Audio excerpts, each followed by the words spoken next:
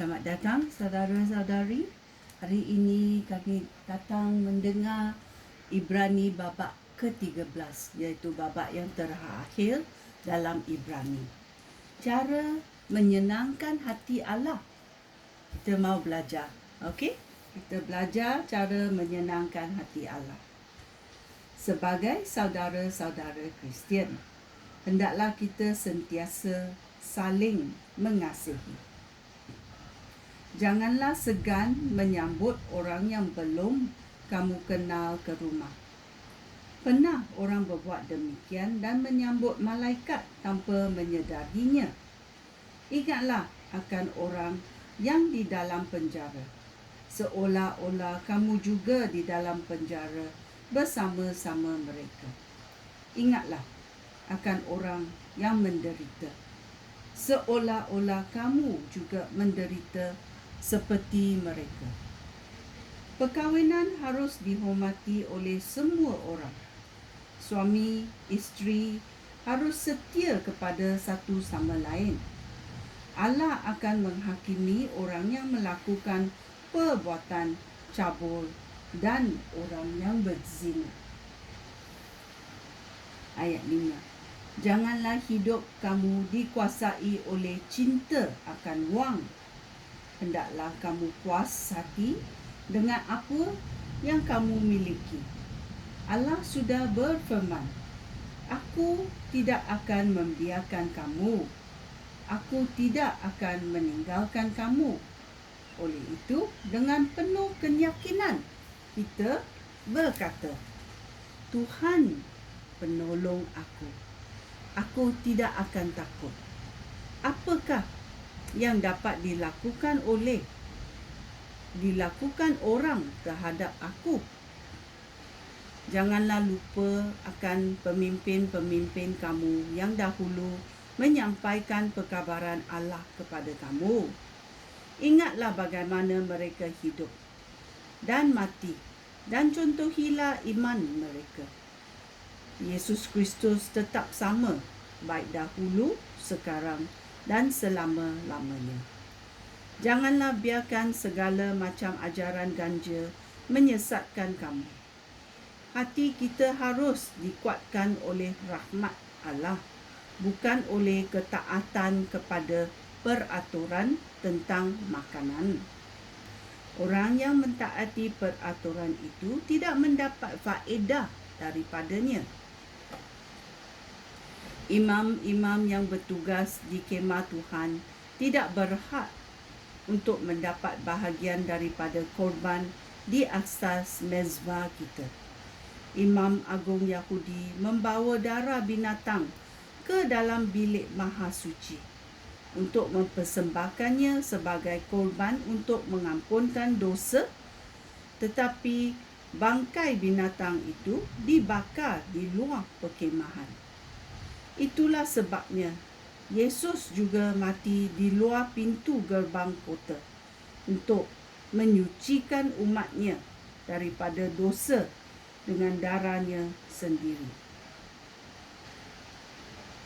Oleh itu, marilah kita pergi kepada Yesus di luar perkemahan dan tanggung hinaan bersama-sama Dia.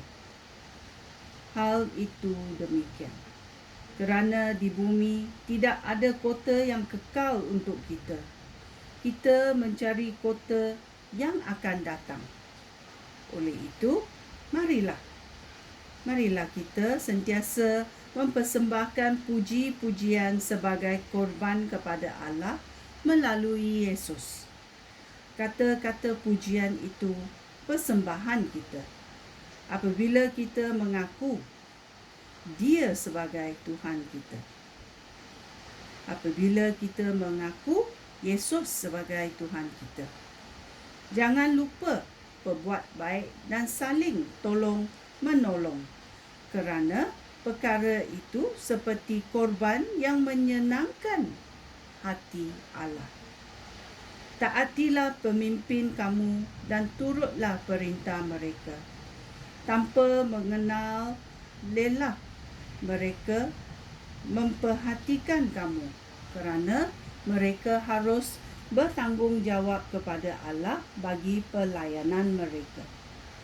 Jika kamu taat kepada mereka, mereka dapat bekerja dengan sukacita.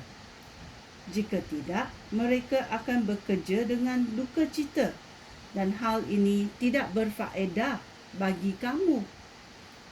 Teruslah berdoa. Teruslah berdoa untuk kami. Kami yakin bahawa hati nurani kami murni kerana kamu selalu ingin melakukan perkara yang benar.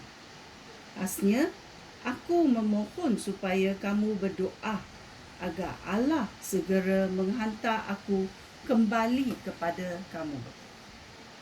Doa penutup ayat 20. Allah sudah membangkitkan Tuhan kita Yesus daripada kematian. Oleh sebab kematian Yesus itu, dia sekarang menjadi gembala agung kita. Domba-dombanya, kematiannya juga mengesahkan perjanjian kekal yang dibuat oleh Allah dengan kita. Semoga Allah, sumber kesejahteraan itu, melengkapi kamu dengan segala perkara baik yang kamu perlukan untuk melakukan kehendak-Nya.